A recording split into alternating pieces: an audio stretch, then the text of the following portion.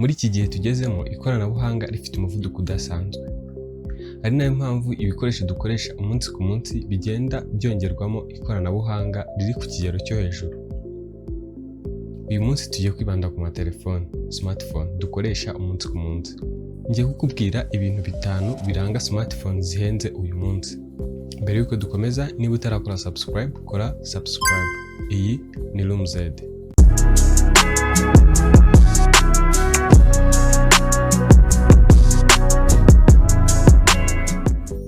Ikintu cya mbere, ibyo uhabwa muri cya giciro kiri hejuru uba wayiguze. Igipimo kiri hejuru cyo kurefreshinga kwa screen mu mabara akeye kandi meza, umukara wimbitse, hamwe no guscrollinga byoroshye kandi byihuse neza cyane. Processors zifite imbaraga zishobora kwihangana gukora imirimo myinshi icyarimwe, zigakora ibintu byinshi icyarimwe ndetse no gukina amagame mu buryo bworoshye. Ni ya telefone nyine idakunda gukwama cyangwa guhagarara bya hato na hato. System iteye imbere ya kamera ifite amalensi menshi, sensor nziza ndetse n'ibikorwa bya AI. Icya kabiri, ibyiza bya kamera ziba zifite amakamera afite amasensors manini ashobora gufata urumuri ruhagije, biganisha ku gufata amashusho meza igihe hari urumuri rudahagije, bimwe bita low light conditions. Uburyo buteye imbere bwo gutunganya amafoto bitanga ubuziranenge bw'amashusho yihariye. Lens ya telefoto ishobora gufata ifoto ahantu kure cyane ndetse iyo foto ikaza imeze neza ikeye ari nta makemwa. Icya gatatu, imbaraga zo guhanga udushya, innovation mu ikoranabuhanga. Ziba zifite umuvuduko wihuse wa 5G ugufasha kudownloadinga ndetse no gustreaminga mu buryo bworoshye kandi bwihuse. Features ziteye imbere zirimo nko gukoresha ibikumwe, fingerprints, cyangwa se gukoresha isura igihe uri gufungura telefone, ndetse n'uburyo bwihariye bifasha gucharginga izindi telefone, bimwe bita reverse charging.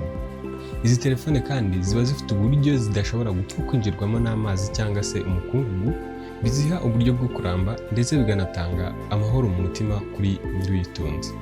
Icya kane, ibikoresho bihambaye biyikoze ndetse na design yayo. Ibikoresho byo ku rwego rwo hejuru bihambaye byujuje ubuziranenge nka ceramic, titanium ndetse na sapphire glass. Ibi bituma iramba ndetse bikanayiha n'ubwiza bw'uburanga. Ari nayo mpamvu abenshi usanga bakura bavuga bati tuzatunga iyi telefone, nta yindi telefone twatunga. Iyi ifite ubundi bwiza buhambaye, ahubwo hari ikintu yamwubatsemo cyangwa se ikoze neza. Uburyo ikoranye ubuziranenge hamwe n'ubuhanga birenze kugira ngo igaragaze ko irenze, kandi uyifite yumve ko afite telefone irenze kandi inahenze y'agaciro gakomeye. Izi telefone kandi ziba zikoze ku buryo ziba zifite design zirenze ziyiha icyubahiro, ku buryo uyitunze aba yumva ko ari umuntu urenze mu bandi. Icya gatanu ari nacyo cya nyuma, features zirenze zituma igira agaciro kifuzwa na buri wese. Kongera kuramba hifashishijwe software update ndetse no gufashwa igihe icyo ari cyo cyose wagize ikibazo by'igihe kirekire. Murabizi ko abantu batunze telefone zirenze akenshi na kenshi baba bafite ubufasha bwihuse igihe bagize ikibazo, kereka wenda niba wowe utaramenya kwifashisha ubwo buryo. Izi telefone kandi uyitunze aba yumva afite amahoro mu mutima kubera yuko aba afite garanti yuzuye hamwe n'ubufasha bw'abakiriya buhoraho. Uyu munsi hari telefone utagira ikibazo uyisubize ahantu wayiguze babe bayiguhindurira cyangwa se ngo babe bagufasha gukemura ikibazo runaka. Ibi biba ku matelefone yihariye ariyo aba ahenze.